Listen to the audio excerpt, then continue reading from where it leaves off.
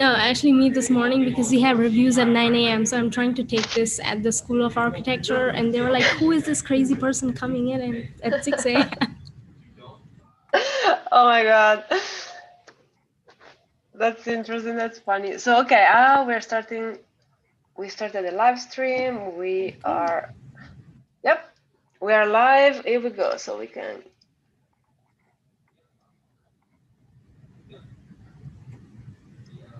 let me share so that we can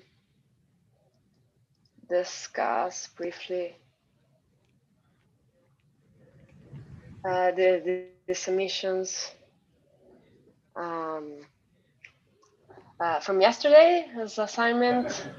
So do you think, Misery? Yeah, we'll have time. So you guys, if you want to share a bit of your process, and then we can.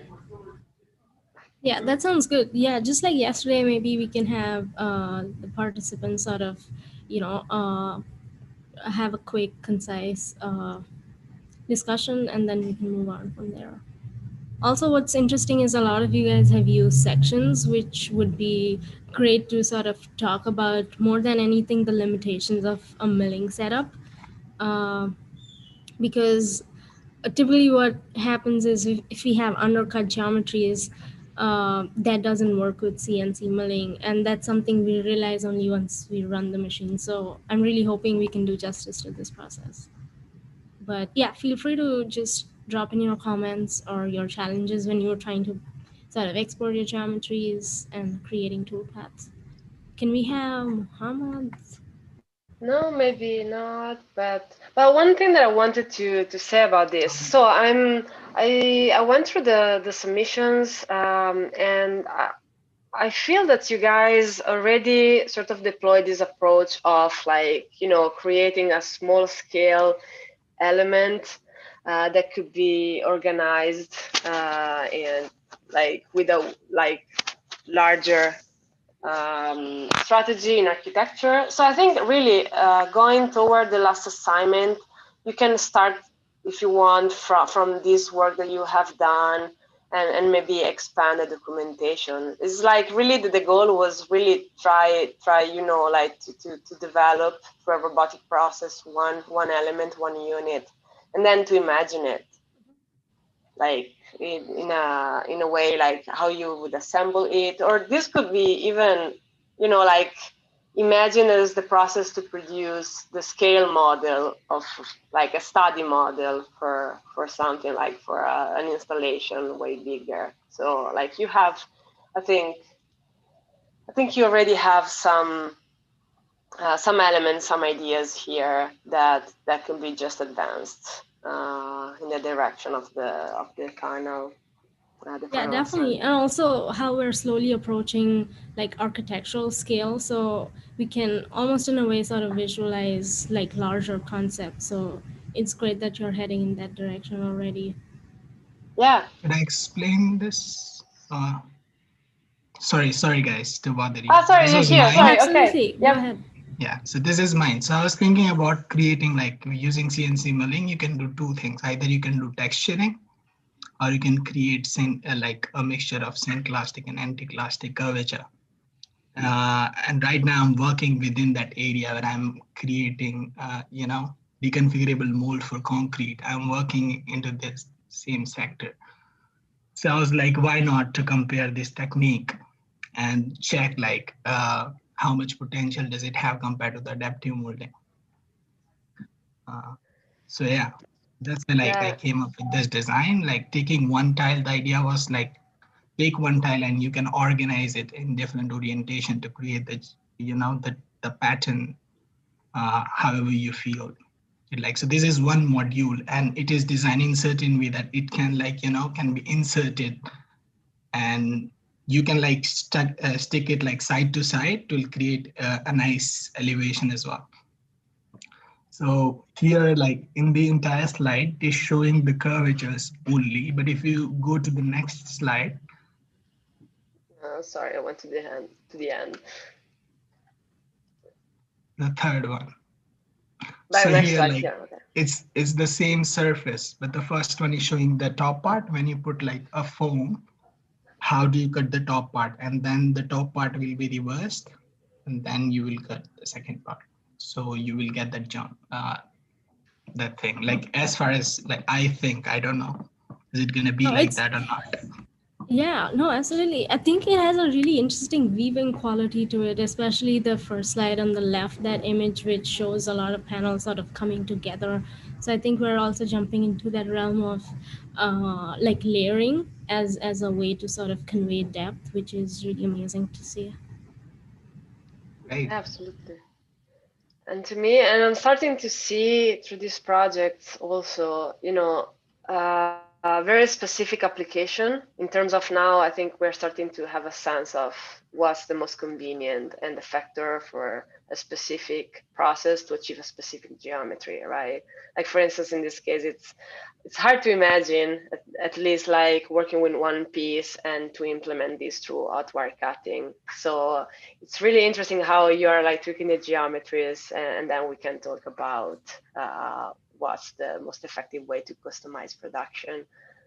Vahid, here if you want to share a few words about the process.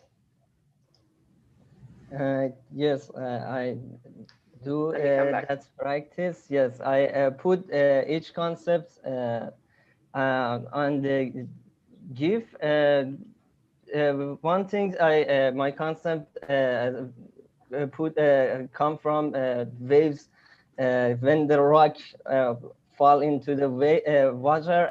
That scene waves are produced, and the right GIF come from wrinkles of on the fabric. I modeled this with image sampler and simulation on Kuka PRC. Yeah, I think it's. I was trying to understand if like all these points are reachable with the spindle, but I think so, right? It shouldn't be um,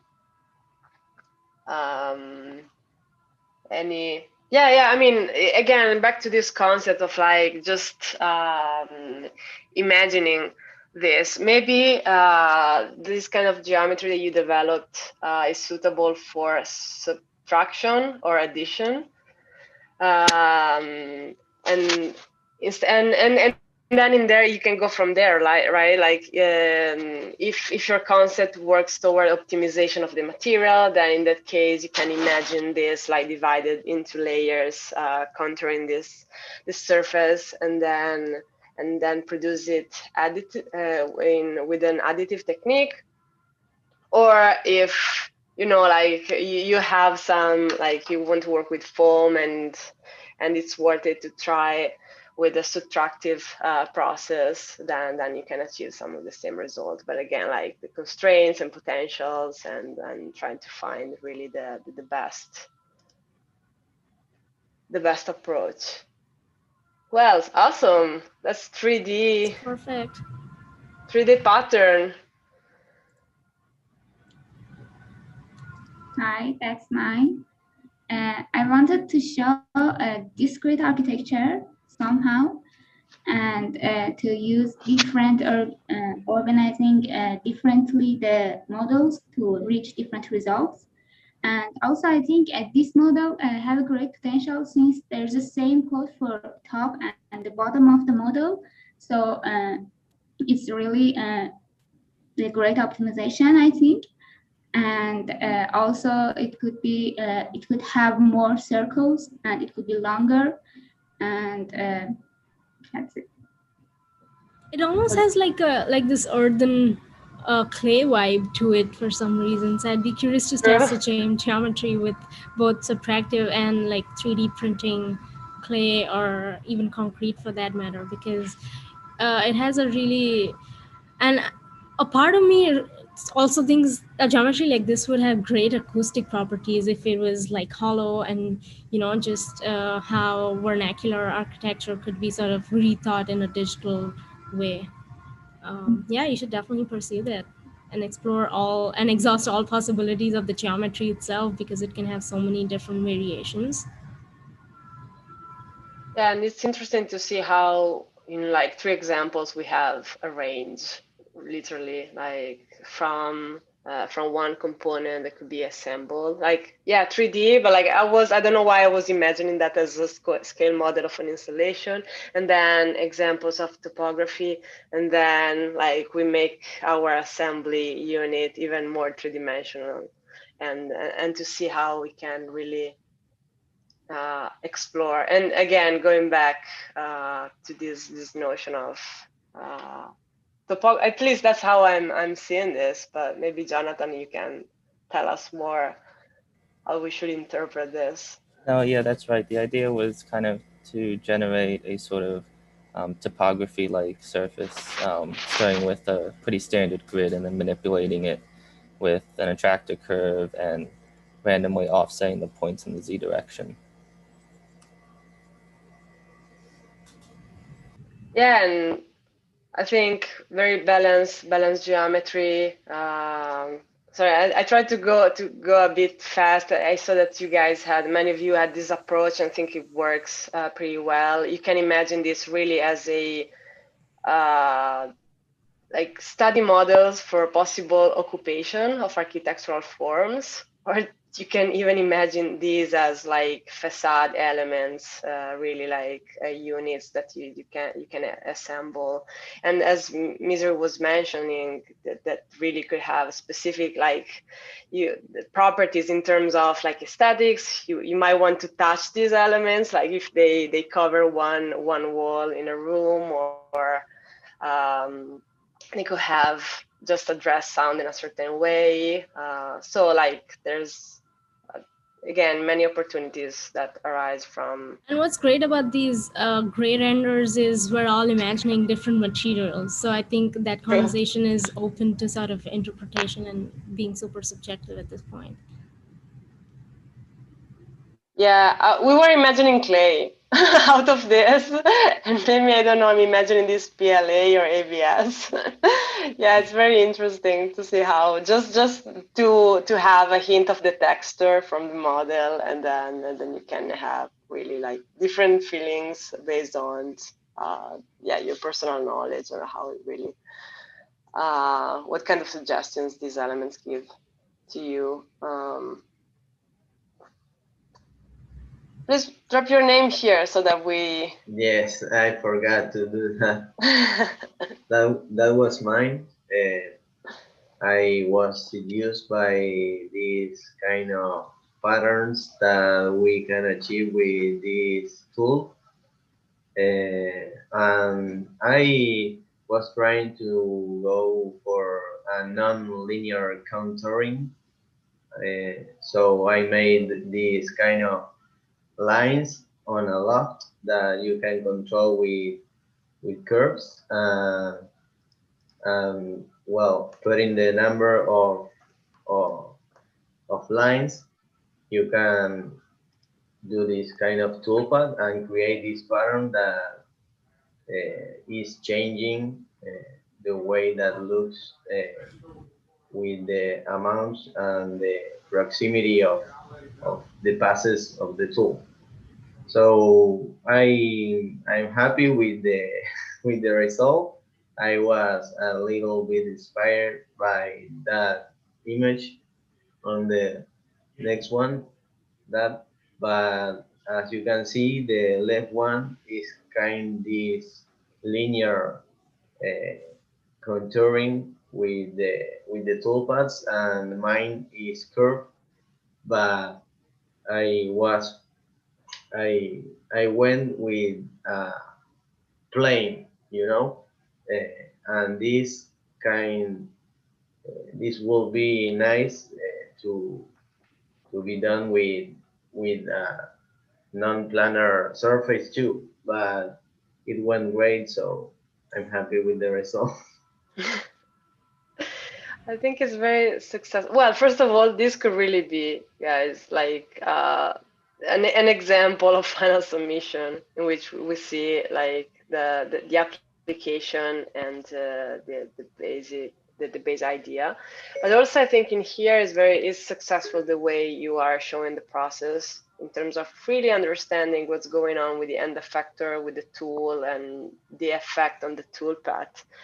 because we are getting there, right? Like starting from the maze in which we didn't touch anything, and then the light bright assignment in which we understand more the motion, and then here the toolpath, like our and the factor that like traces something on the material, and we can control it, and we can create a pattern using that physical property. So I think that you're depicting this aspect very well. Yes. And also the process, Sorry. like from design implementation, and sort of like the idea of final result. Yes, Yeah, for a second. one thing that I did too is to offset the toolpath to the outside of the I brick. was just gonna say that. Yes. Did you say you've used the milling machine before? Yes, All I right. did. Yeah, for a second there, I thought maybe this was auto-generated by, a third-party software like Mastercam or PowerMill, because even just the way this entire toolpath is one curve and not broken down into a lot of curves also sort of shows that it in a way sort of highlights how we can use it to its optimal level, and at the same time be creatively inclined but also be slightly technical in that sense. Absolutely. Yeah, great job. It's really fascinating to see Yep. these examples. And again, really, so don't be stressed about the next two assignments. Today we'll deal with hot wire cutting so that you have like a wider overview of tools and possibilities. And then at the end, you can combine some of the things that you have done already. Real quick, let me go back to the previous desktop. I would like to share, I don't know if you guys noticed that you have from the Build Lab, you have access to the JPEG images of your light bright exercises. I just wanted to share real quick, and then I'll switch to the